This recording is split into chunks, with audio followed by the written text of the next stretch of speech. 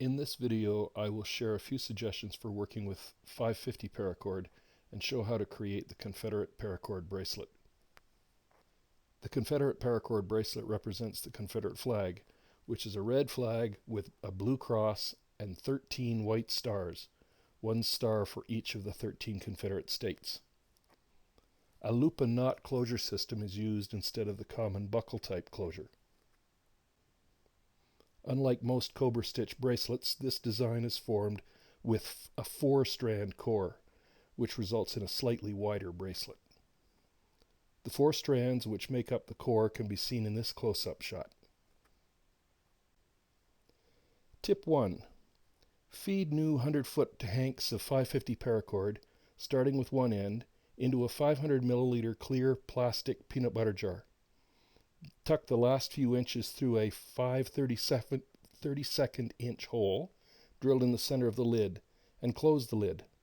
The paracord is kept clean and can be pulled tangle-free out through the hole in the lid as it is needed. Tip number 2. When melting the ends of 550 paracord, a small butane torch provides a hot, narrow flame for more accuracy and better control than the flame from a standard Bic-type lighter. To make neat, clean ends when cutting 550 paracord, use two 2.5 inch lengths of 3/16 inch aluminum tubing. This tubing has a 5/32 inch ID. Thread the paracord through the tubes and cut the cord between the tubing with a sharp knife. Leave approximately 1/8 of an inch of paracord beyond the end of the tubing. Melt the end of the paracord and slide the tubing over the melted end. After a few seconds, the paracord will cool to form a nice, neat end. Repeat with the other end. Tip number 4. In order to attach 550 paracord to a needle, cut the paracord on a diagonal. Heat lightly, shape into a point with your fingers, and thread into the end of the needle. Tip number 5. To join two pieces of paracord, use the aluminum tubes discussed previously, melt the ends of the 2 strands, hold one tube in each hand and push the 2 ends together. The tubes give you more control without getting your fingers too close to the hot ends. When cool, the joint will be neat and strong. Eventually, the joint will be covered with Cobra stitches and hidden within your bracelet. Tip number 6. In order to create the perfect size loop for the paracord bracelet, tie an example knot in a short piece of paracord. The loop for the bracelet can then be created around the button knot. The knot recommended here is based on the 2-strand diamond knot, which is the knot number 781 in Ashley's Book of Knots, with the working ends tucked back next to the leads and hidden by the loop when closed. The button knot is round, symmetrical, attractive, and very secure. The cut ends are hidden at the base of the knot next to the leads and are not exposed at the top of the knot like many other closing knots for paracord bracelets. To tie the 2-strand button knot, start with about 16 inches of paracord, find the middle of the cord and tie an overhand knot with strand A around strand B. Pass the right working end A behind the left B. Pass working end A to the right, over the loop created, and then back to the left behind the knot and out through the loop to the left of working end B. Turn the knot over and tie a second overhand knot as follows. Tuck the working end B down through the knot as shown. Pass working end B to the right over the front of the knot and bring the working end B behind the knot and out through the loop as shown. Gently pull the working ends up and the bottom loop down to form the knot. And work the slack out of the knot. The finished two-strand diamond knot has a very distinctive triangular shape. To form the button knot, tuck the left working end B down to the right, over one strand and under one strand, like this, and like that, and pull the working end snug. Turn the knot over and tuck the working end over one and under one as before. Tighten the knot, trim the ends 1/8 of an inch from the knot, melt and flatten with a moist finger. The finished button knot will be used to help form the closing loop on the bracelet. The Confederate Paracord Bracelet is a 3-color bracelet representing the Confederate flag. Imperial red represents the background color of the flag, royal blue is the color of the cross, and the 13 exposed sections of the single white strand represent the stars of the 13 Confederate states. The bracelet is made using 75 inches of red, 75 inches of blue, and 16 inches of white paracord with the 7 inner strands removed. Melt and join the ends of the red and blue paracords, like this. A jig is not required to create the bracelet, but it is very helpful for the setup. The jig is made using a piece of 2x4, a 1/2 inch dowel, and 4 nails with the heads cut off. The distance from the outside of the dowel to the nails at the other end must be 13 inches. 40-pound braided fishing line is recommended for tying temporary seizings to hold the knot in place. The constrictor knot, number 430 in Ashley's Book of Knots, makes an excellent seizing. Place a loosely tied constrictor knot around the dowel on the jig, between the dowel and the nails. Loop the middle of the joined red and blue paracord around the dowel and on top of the constrictor knot. If you are not using a jig, form the loop around the button knot previously created.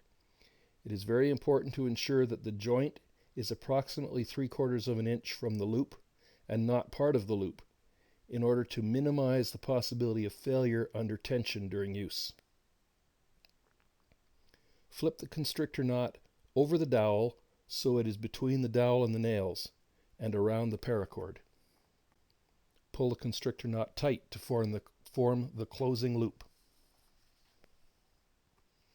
Remove the paracord loop from the dowel and place a second constrictor knot over the dowel as before.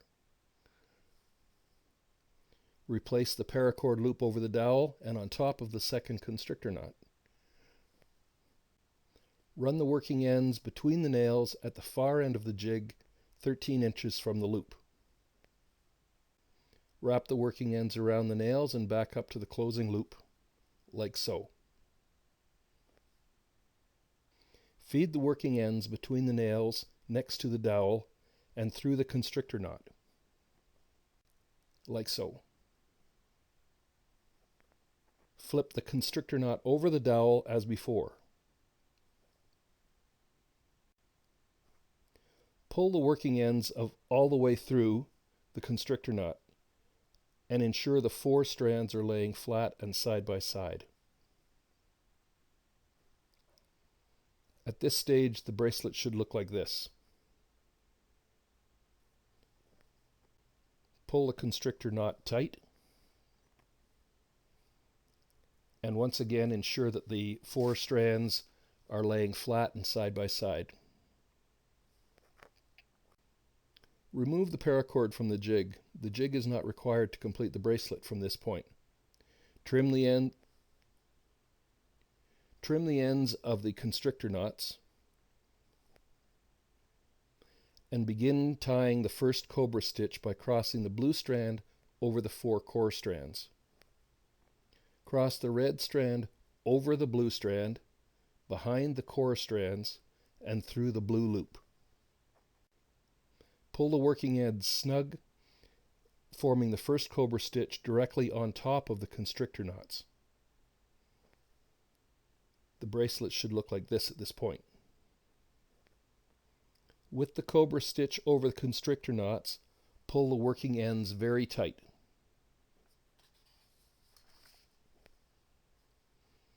Cross the blue strand over the 4 core strands to begin the second cobra knot.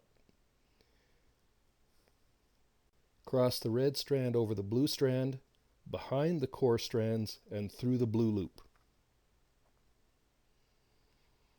Pull the cobra stitch snug. Push it up tight against the previous stitch and pull very tight.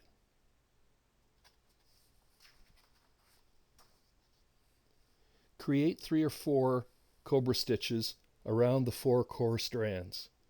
Insert the button knot created previously into the closing loop. Note which of the 2 middle core strands does not have the joint between the red and the blue strands. Snug up the loop around the button knot by pulling on the middle core strand that does not have the joint. The closing loop will loosen slightly when the constrictor knots are removed, so the loop must be snug around the button knot at this point. For an 8.5-inch bracelet, tie 8 cobra stitches. You will see that one side of the bracelet has red loops forming the 2 edges and blue strands crossing from side to side. This is the front of the bracelet. Insert the short white piece of gutted white paracord between the 2 middle core strands. Leave approximately 1 1/4 inches of the white strand extending out the back of the bracelet. Fold both ends of the white strand up towards the closing loop and tie another cobra stitch. The cobra stitch will look like this before it is tightened.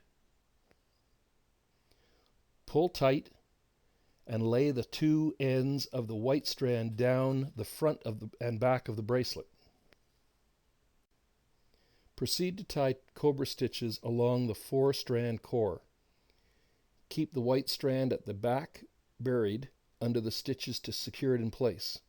Alternate the white strand on the front over and under the cobra stitches to form the stars of the Confederate flag, like so.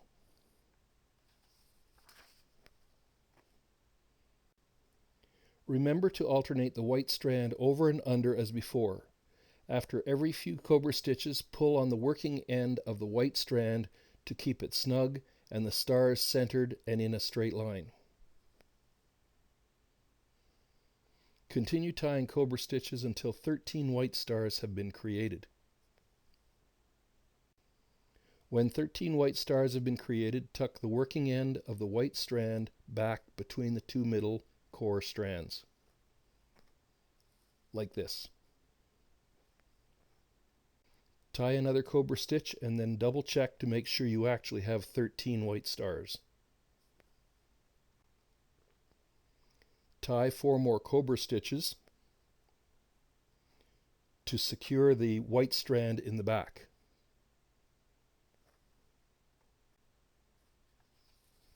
When secure, trim the white strand.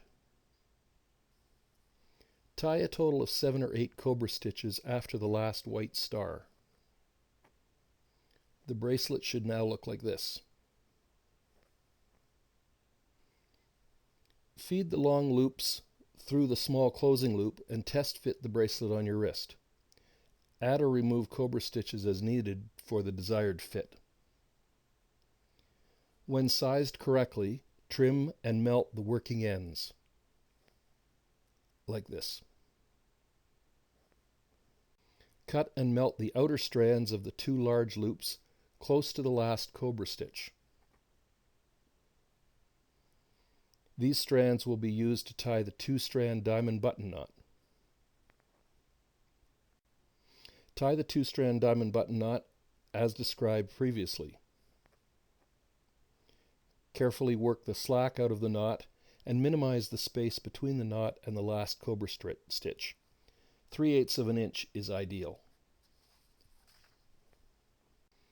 Note the triangular shape of the two-strand diamond knot as before.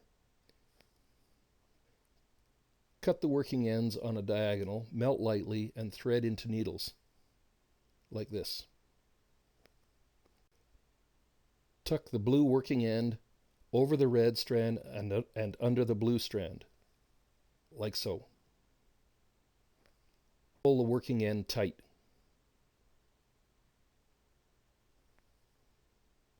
Turn the knot over and tuck the remaining working end through as before, over the blue and under the red, like this. Pull the working ends all the way through. Work the knot very tight and leave approximately 3/8 of an inch between the base of the knot and the last cobra stitch. Trim and melt the ends. Finally, use the tip of a sharp knife to cut and remove the two constrictor knots. This will loosen the closing loop and make it the perfect size to fit securely over the button knot.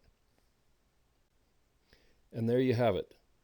The finished Confederate Paracord Bracelet, red for the flag, blue for the cross, and the 13 white stars, one for each of the Confederate States, with a knot and loop closure and a 4-strand core.